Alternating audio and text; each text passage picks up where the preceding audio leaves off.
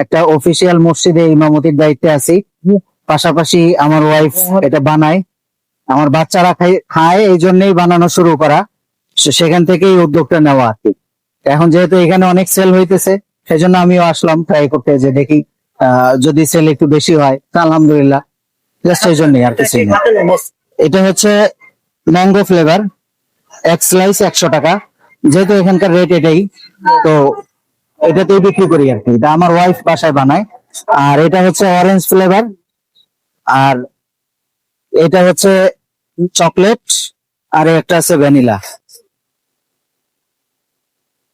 এটা হচ্ছে jar cake, এটা 100 টাকা, আর এটা 30 টাকা।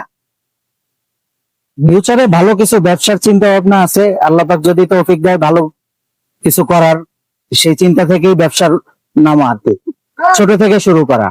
আমার ওই রকম পুঁজি নাই, যেহেতু আমি মাদ্রাসায় পড়াশোনা করছি, আমার বাবাও একজন আলেম, আমরা আসলে ওই রকম অর্থবিত্ত ফ্যামিলির না, তো ছোট থেকেই শুরু করা। আল্লাহ যদি চান তাইলে কিছু একটা হবে আর কি, ইনশাআল্লাহ। দোয়া চাই সবার কাছে।